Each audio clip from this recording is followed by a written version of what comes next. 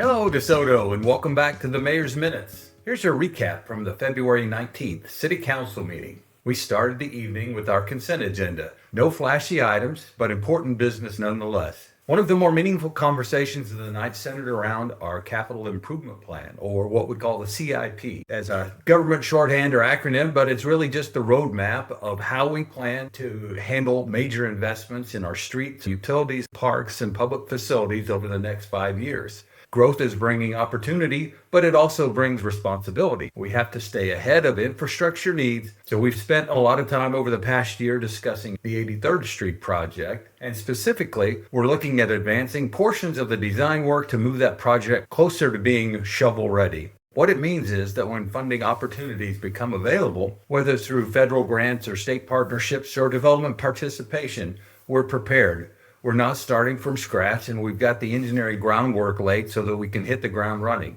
Communities that secure outside funding are often the ones who are ready and have the design work in place. By advancing the design now, we will get better cost clarity, we'll identify potential right-of-way or utility conflicts early, and we can phase these projects intelligently. It's going to be proactive, strategic, and it will position DeSoto to move quickly when an opportunity might arise. And as an engineer, I can tell you, planning ahead always saves time and money in the long run. Another project we considered was our Riverfest soccer field project. The contract with Mid-America Sports Construction was approved, and an agreement with GBA to provide owner's representative services. This project is about continuing to improve Riverfest Park and investing in recreational spaces that serve our families and our youth. When we invest in our parks and create quality spaces and sports facilities, we're investing in the quality of life here in DeSoto. Another important item was a letter of support for the build grant application for the 95th Street reconstruction project.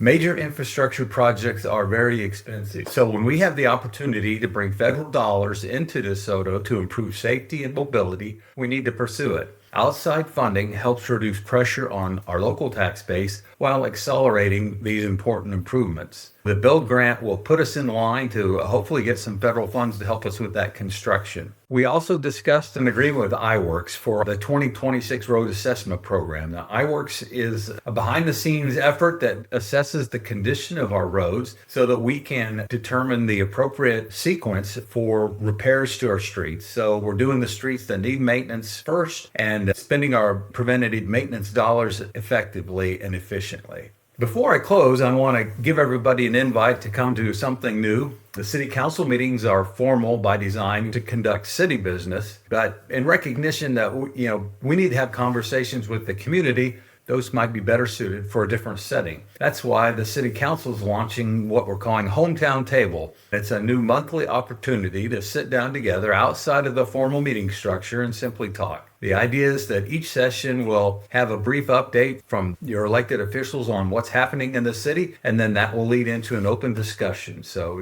no gavel, no motions, no clocks, just conversation.